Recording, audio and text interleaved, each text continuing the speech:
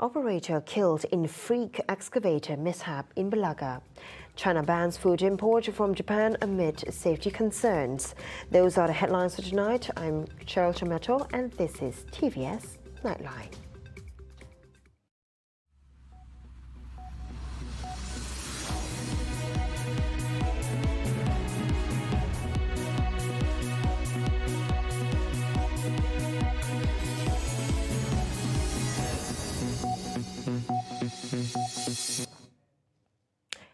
In a distressing incident at Omakahe, Bulaga, an excavator operator involved in a workplace mishap sadly passed away on Friday.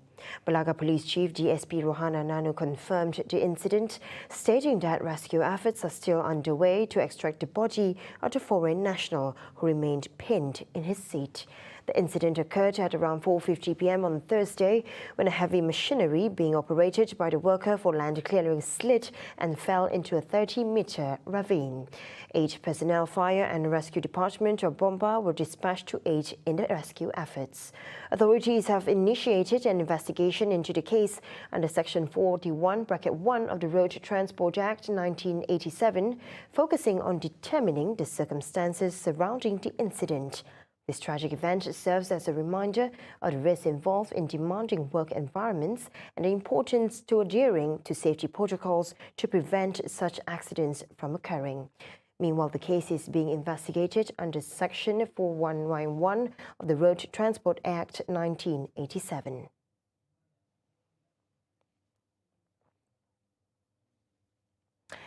Still in Bulaga, after a 2-month search, the body of a woman reported missing in Sungai Bulaga has been finally found.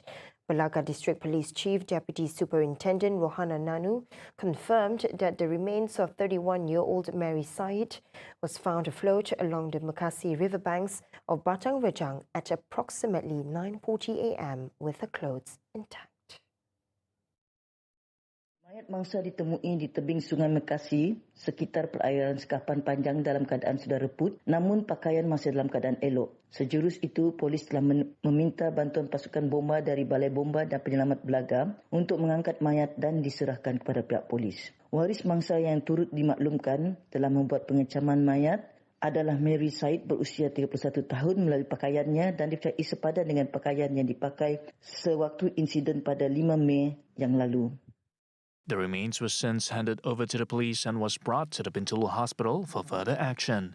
In the May 7th incident, the deceased and her family were searching for river snails when she suddenly disappeared. She was believed to have attempted to swim across the river to fetch a boat, but was swept away by the strong current. And China on Friday said it will tighten its scrutiny on food from Japan and maintain curbs on some imports, citing Tokyo's decision to discharge treated radioactive water from the Fukushima nuclear power plant into the sea.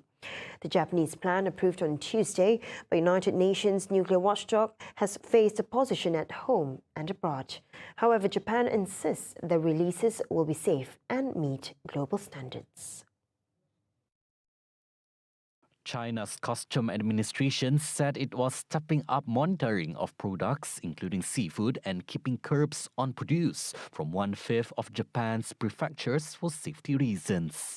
China said it will strengthen supervision and rigorously examine certificates for food imports, especially aquatic products, from the other non-banned prefectures, emphasizing restrictions on the 10 prefectures remains in place. In the immediate aftermath of the 2011 disaster, China banned the import of food and agricultural products from 5 prefectures. It later widened its ban to 10 prefectures. Some officials worry that China, the biggest buyer of its seafood exports, may halt purchases of those items after Tokyo begins the water discharge later this summer. For weeks, China had voiced strong opposition to Japan's move to discharge the treated water, saying it poses a threat to the environment and human health. Under the Japanese plan, the water will first be filtered to remove most radioactive elements except for tritium, an isotope that is difficult to separate from water and diluted to well below international standards. However, Chinese customs said the Japanese side still has many problems in the legitimacy of sea discharge, the reliability of purification equipment, and the perfection of monitoring programs. It said the International Atomic Energy Agency's report did not fully reflect the views of all the experts involved in the assessment process, and the conclusions were not unanimously endorsed by the experts. The attainment of high income status will yield numerous advantages, not only for Sarawak but also for its people. These benefits extend across various sectors, including tourism, agriculture, manufacturing, infrastructure, and utilities. Sarawak Premier Dato' Patigi Tan Sri Abang Johari Tunoping said such achievement paves the way for further progress and prosperity, solidifying the state's position as a vibrant and thriving region in Malaysia. Selepas ini, when you talk about individual household income, kita sudah ada pendapatan yang kita consolidate kepada negeri, dan pendapatan ini akan kita agih kepada pembangunan yang telah kita rancangkan menerusi PCDS 2030, dan ini akan memberikan satu ekosistem di mana masyarakat akan menerima manfaat dari beberapa sektor-sektor yang kita bangunkan. Umpamanya. The report by the World Bank, said Abang Johari, also indicates that the development of the state is on track of becoming a high-income state by 2030. Additionally, he hopes several infrastructural projects that are slated to be completed by 2025 to 2026 will create vast opportunities for Sarawakians to generate better income. Apabila siap infrastruktur, rakyat akan dapat menggunakan talent untuk mengangkatkan lagi pendapatan mereka masing-masing mengikut keupayaan mereka. Kalau yang malas memanglah tidak dapat mengangkatkan keadaan, tapi yang rajin, yang ada punya talent, sebab itu kita tekankan kepada 3 perkara. Satunya ialah talent development, keduanya basic infrastructure, ketiganya teknologi. Dan kalau kita sudah ada foundation yang kuat, maka insya-Allah 2030 kita punya pendapatan dan juga keadaan masyarakat akan meningkat naik, insya-Allah. On the same matter, Sarawak's significant position as a substantial contributor to Malaysia's wealth has been firmly established. The state's rich resources, coupled with prudent economic management, have played a pivotal role in its continued economic growth and prosperity. Professor Emeritus of University of Malaysia Sarawak, UNIMAS, Dr. Madeline Burma said the sound economic management practices have been instrumental in ensuring the growth and stability of Sarawak's economy. Effective policies, strategic investments and prudent fiscal management have played a crucial role in sustaining the state's economic progress and contributing to its high income status. These factors have fueled sustainable economic growth and solidified Sarawak's role as a key driver of prosperity in Malaysia. Sekarang kita melihat usaha yang giat dilakukan oleh kerajaan negeri, khususnya dengan ekonomi digitalnya. Kita melihat karbonnya, di mana Sarawak telah melangkah ke satu tahap yang lagi, iaitu bukan hanya bergantung kepada sumber asli semata-mata, tetapi sekarang telah melangkah untuk cuba meneroka energi alternatif ataupun tenaga alternatif sebagai bahan ekspornya. Itu yang Recognizing the value of sustained economic progress, she highlighted the need to concurrently address broader development concerns. While income growth is an important factor, it is equally essential to consider social, environmental, and cultural aspects to maintain a well-rounded and inclusive development trajectory. Kita guna indikator multidimensi yang telah digunakan oleh pertubuhan bangsa-bangsa bersatu. Maknanya bukan saja menggunakan apa yang digunakan oleh Bank Dunia, tetapi juga apa yang digunakan oleh pertubuhan bangsa-bangsa bersatu, iaitu seperti kelestarian, pembangunan manusia. Kita juga perlu mengambil kira kualiti perkhidmatan awam, keadaan makroekonomi dan juga kesejahteraan. She told this to TVS in response to Sarawak's achievement of being listed among the high-income states in Malaysia, as reported by World Bank.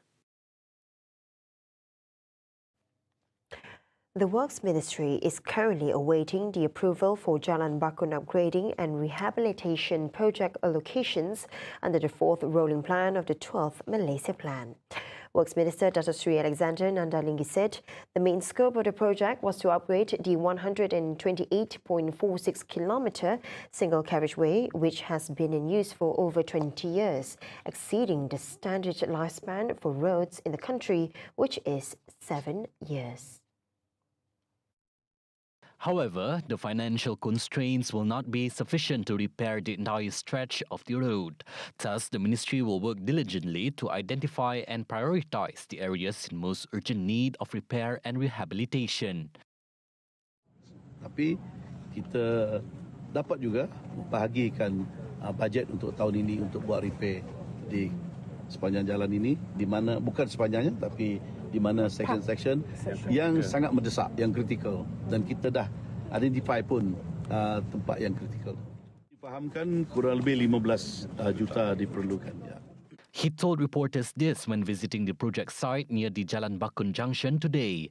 Nanta said the ministry has also carried out routine maintenance for the federal road with an estimated allocation of 4 million ringgit per year, adding that 17.8 million ringgit has been allocated for the concessionaire to carry out pavement and non-pavement works from 2018 to 2023. Nanta also said the concessionaire has also patched up potholes on the road as a short-term solution under routine maintenance works, adding that between January and May this year, a total of 762 repair works on the badly damaged road has been carried out with 3 work instructions, totaling 6 million ringgit issued. He attributed the problem to overloaded heavy vehicles such as lorries carrying logs, palm oil and fertilizers that often use the route, among other things. Jadi ada langkah-langkah yang pernah kita buat dulu, iaitu buat gantry untuk kita menghadkan muatan, ya, supaya kenderaan berat ni dia tidak buat muatan yang berlebihan, ya. Jadi itu pun dilanggari oleh mereka. Jadi lepas tu sukar kita nak buat enforcement. Jadi kita akan buat semula, ya. Mungkin lebih daripada telah kita buat dulu. Kita tambahkan tanda-tanda papan isyarat memberitahu kepada pengguna had muatan di jalan ini dan juga had lajunya, supaya setiap pengguna dia tak dapat menggunakan dalih kata kami tak tahu. Dia kata sebab apabila kita buatlah road signages ni, nanti kita berharaplah mereka akan patuh kepada peraturan yang kita tetapkan penggunaan jalan ini. Meanwhile, the ministry will carry out further enforcement measures, including putting up signboards so that drivers could not longer give excuse for not knowing the load or speed limit. Coming up right after the break, Prime Minister to meet billionaire Tesla CEO Elon Musk, and Ubina's volcano erupts again. Right here on TVS Nightline, stay tuned.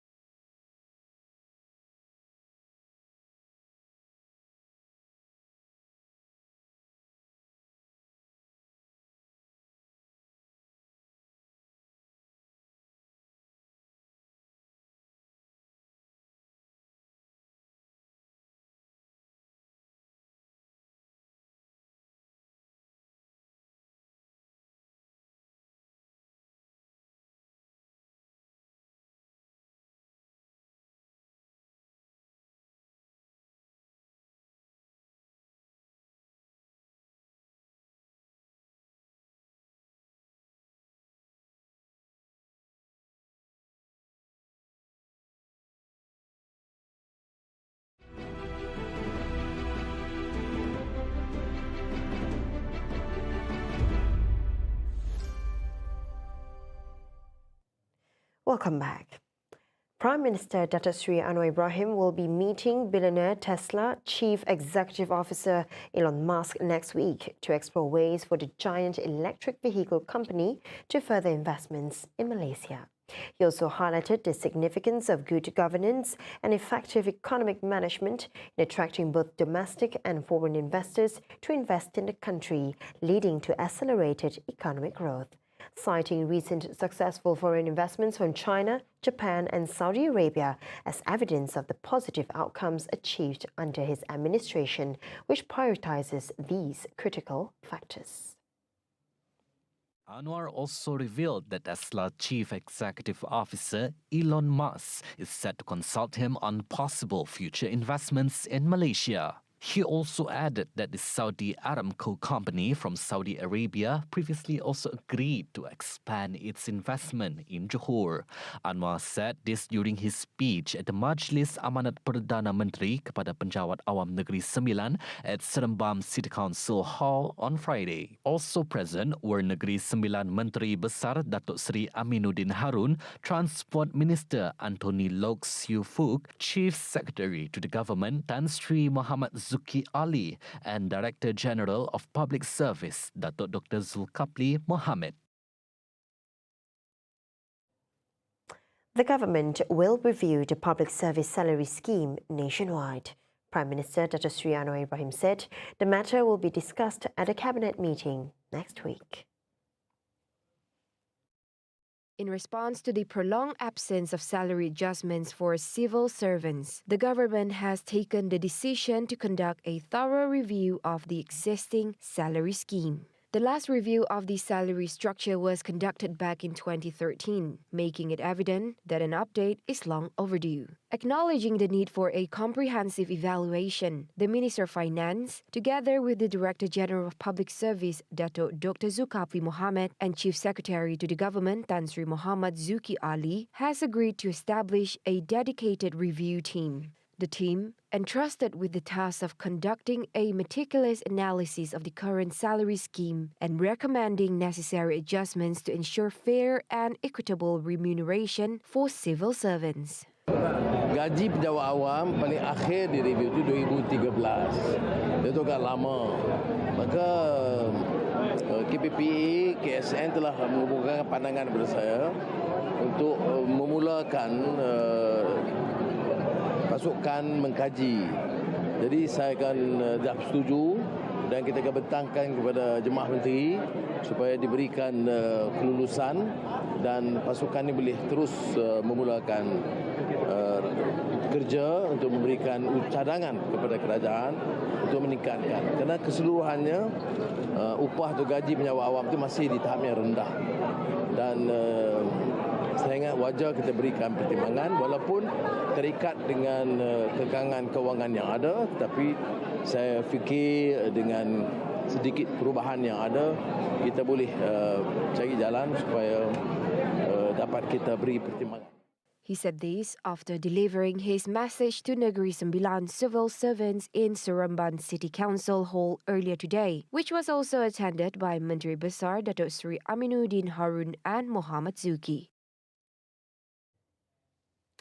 The Congress of Union of Employees in the Public and Civil Services, or QPAC Sarawak, welcomes the government's decision to review the civil servant salary scheme nationwide.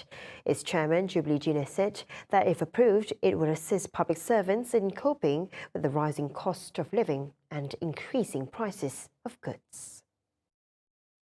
Harapan QPAC Negeri Sarawak semoga menjadi kenyataan kerana QPAC telah merangka bentuk sistem saraan baru perkhidmatan awam untuk diluluskan oleh kerajaan. Kerana sistem saraan perkhidmatan awam kali terakhir dikaji pada tahun 2013.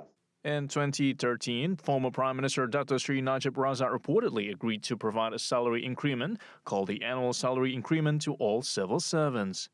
The salary increase ranged between 80 ringgit to 320 ringgit, amounting to a total expenditure of 1.5 billion ringgit, scheduled to take effect on July 1st, 2013.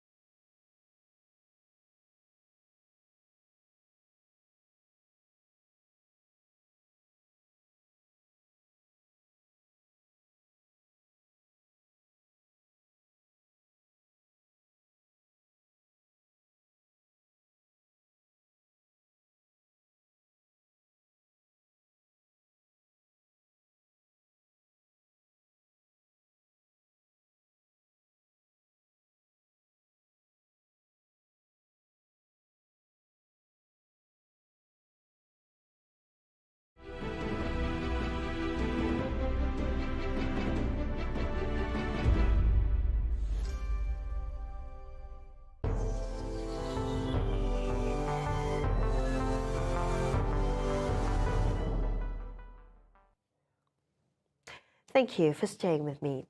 6 people were injured early on Friday in the first bull running race of Spain's San Fermin Festival. The victims were taken to hospital for injuries to the face or limbs from falling or being trampled during the first race of the festival in the northern city of Pamplona. The bull runs, whose religious roots trace back to the Middle Ages, traditionally begin on July 7 and take place every morning at 8 a.m. for 8 days. Thousands of tourists come from all over the world to run alongside locals over a week, making San Fermin the most famous of the festivals involving bulls that take place across Spain during the summer months. 16 people have died in the San Fermin bull runs since 1911, and the last death occurred in 2009.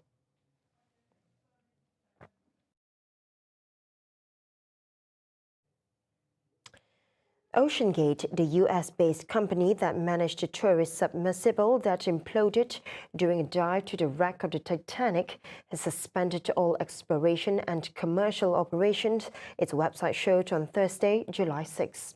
The company did not elaborate beyond a red banner at the top of its website that said all exploration and commercial operations have been suspended.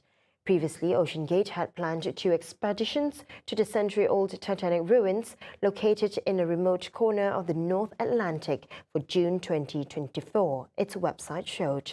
US and Canadian authorities are investigating the cause of the June undersea explosion, which killed all 5 people aboard and raised questions about the unregulated nature of such expeditions.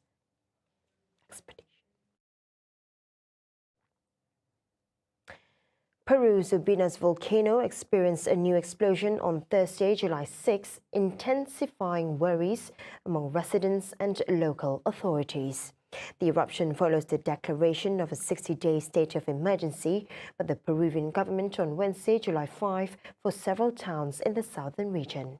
The renewed volcanic activity has heightened concerns about the safety and well-being of the affected communities. Local authorities are closely monitoring the situation and taking necessary precautions to ensure the protection of residents in the vicinity of the Ubinas volcano. Ash from the Ubinas volcano in the Moquegua region, some 1,200 kilometers southeast of the capital Lima, rise to an altitude of 3,500 meters, according to the Geological, Mining and Metallurgical Institute's Volcanological Observatory. According to authorities, some 2,000 people live in the affected area surrounding the volcano. Local authorities have not ordered an evacuation yet, but the National Civil Defense Institute started preparing a previously built shelter and aid for its potential distribution. No solo queremos un papel con un decreto de emergencia, queremos acciones reales y concretas, queremos una presencia efectiva del Ejecutivo Nacional, una permanencia en la zona, queremos vamos a decirlo así, que se escuche la población. This southern region of copper-producing Peru is home to some of the country's most important mines, as well as a dozen active volcanoes. Peru is located within the Pacific Ring of Fire, an area with a high incidence of earthquakes and volcanic activity. See the world closer with TVS as we bring you the latest news updates both locally and internationally. For more headlines anytime, anywhere, just head on to our official website at tvstv.my or follow us on our social media platforms. And that's all the time we have for TVS Nightline. I'm Shal Shamiato. Thank you for watching.